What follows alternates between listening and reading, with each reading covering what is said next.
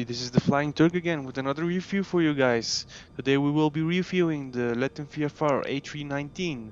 This is the the larger brother of the A318. It's a little smaller model than the A320 and a lot smaller than the A321. But as you can see, here we have our beautiful plane. This is the CFM model, if I say it correctly. It should be written on the engine, but honestly I cannot read these small letterings. This is the one with the similar winglets as the A318. There is also a CFSL, if I say it correctly, that has the winglets just like the A320. But this is the one I prefer to fly, honestly, and this is the one we will be doing a review on. If you buy this plane, you will get 5 variants. With this one with another engine, I suppose it was the IAE engine. You will get the SFSL one with the winglets.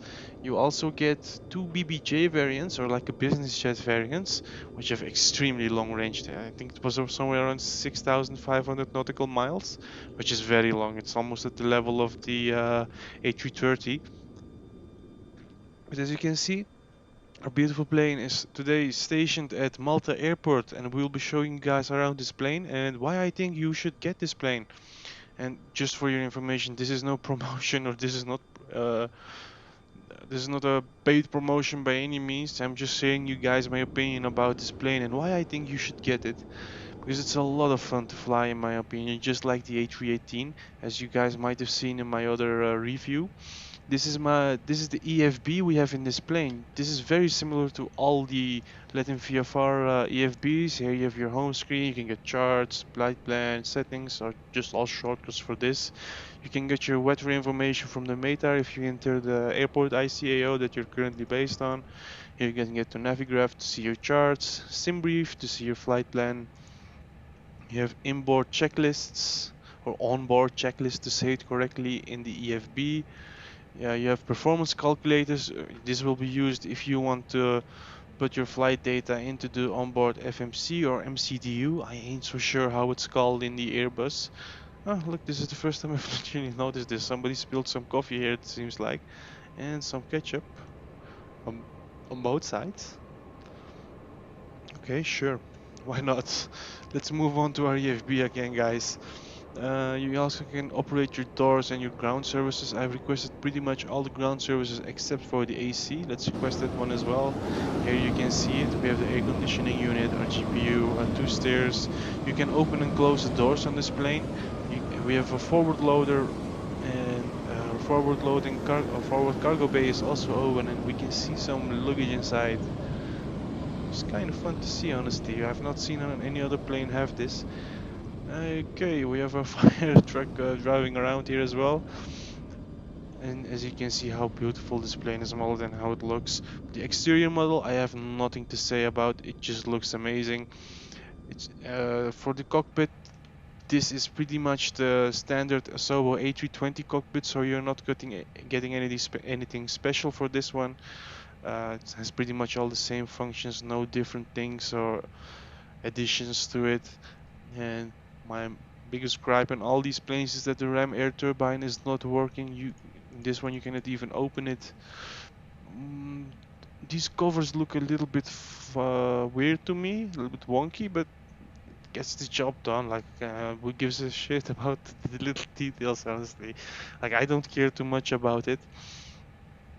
As you can see, our plane is in cold and dark state. At least the batteries are turned on. Let's quickly turn on our airplane. I will save you the startup procedure, but we will just press ready to take off. This will get everything up and running, and in the meantime I will be showing you guys the cabin. And as you can see, we have animated passengers in this plane. It's enabled just like the A318, which I love. It just gives a lot more gives a lot of how do you say it gives us more immersive feeling, but they have not spawned in yet. Sometimes this works, sometimes this doesn't work. Yeah, we've just enabled it and disabled it. Now it's working. Here we have our cabin crew lady, which looks like she doesn't have the best day of her life, but sure, why not? And here we have our passengers inside the cockpit. These are very similar to the A318 ones, and as you can see, they're the same passengers, copy and pasted. You can see the same people left to right. Here we have him again. Seems to be these guys are talking about something and he's not liking it. Yeah.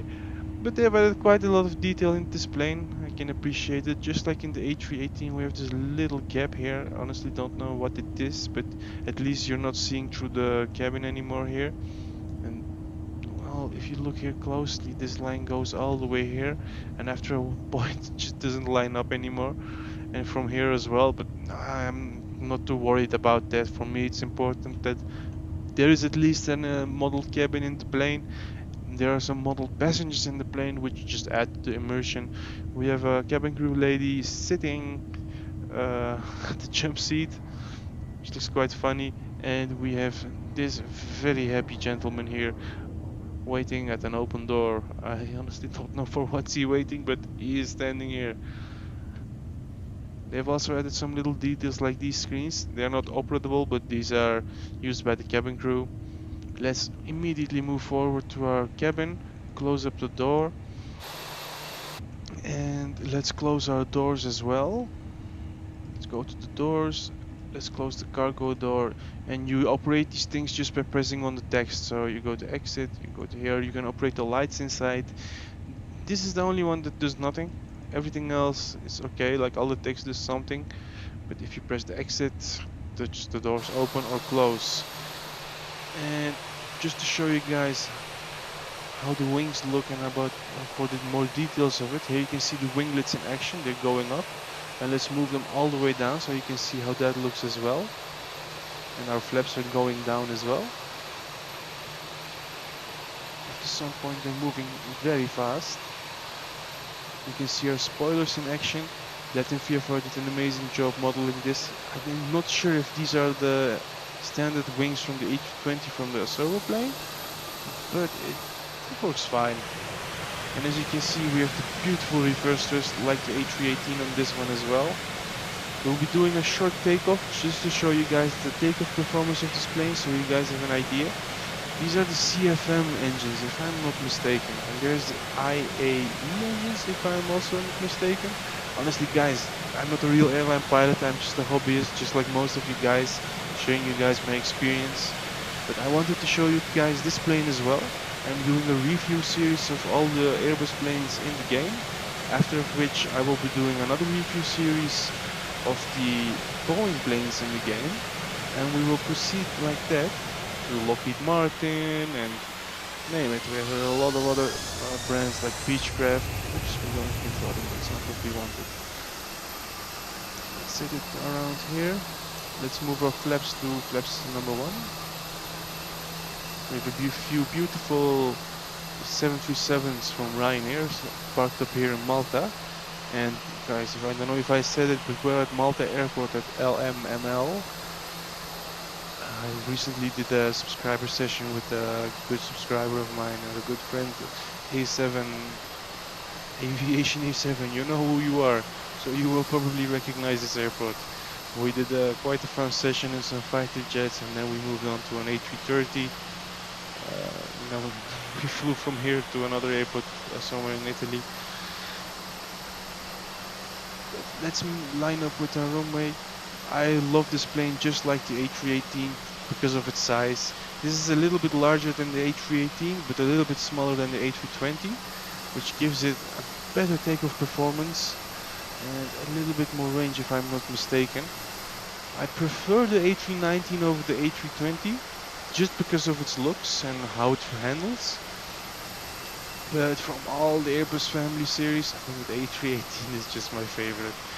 And of course the A330, it's also one of my favorites. But I'm more like of a Boeing guy. I never got used to these planes too much. I get why a lot of people like them. They're very straightforward, not too difficult to use. Let's turn on off our landing lights. Taxi lights can stay on for now. They're straightforward. They're not the most difficult to start up. They have very straightforward procedures. They're very fun to fly as well, but I just like how the Boeings handle and how they feel, and the procedures just make more sense to me. But everybody has their own thing, right? Okay, let's go full throttle so you guys can see the takeoff performance of this beautiful plane. There was a lot of hate for Latin VFR for the A318 and the A319, as it's pretty much a copy of the Asobo A320, just a little skin over it, but honestly, I like them. How they feel, how they look. It's not on level with Phoenix, not by any means. It will also never get close to like fly-by-wire. At least I say that. Oops, it was a very bad takeoff, but let's move up our landing gear so you can see that beautiful animation as well. There is a mod from Horizon Simulations you can get from Flight Sim.to that enables you to get the fly-by-wire A320 cockpit inside this plane, and the FMC, of course, that makes it a lot more realistic. But I've passed on that one because I like to keep the passengers inside and to have the cockpit, or sorry, to have the cabin in the plane. And for me it's fine, like I'm a casual flyer. When I fly these planes it's just for fun. It's not like I'm doing any real ops or anything. It's not like I'm going for full realism with it. But they look amazing from the outside model. The cockpit looks also good. Like if you like the A320 from Asobo, you will definitely like this one as well. And because it's shorter, you can take off from shorter runways and you can land on shorter runways as well. Especially with the A318, but the A319 is not too bad as well. When you move on to an A320, that's an whole another level. It's a larger plane, it's more weight, so keep that in mind. If you look just around the plane, you can see all the details in it. For me, it's a perfect plane for some fun little flights if you're not too serious. And if you're gonna go for full realism, guys, just stick with the A320 for Phoenix or fly-by-wire. Even though that doesn't have all the systems simulated, it just has a lot in it. Just listen to these engines. These older type of A320 engines just have another sound. I love it. And the performance is great too, I cannot deny it.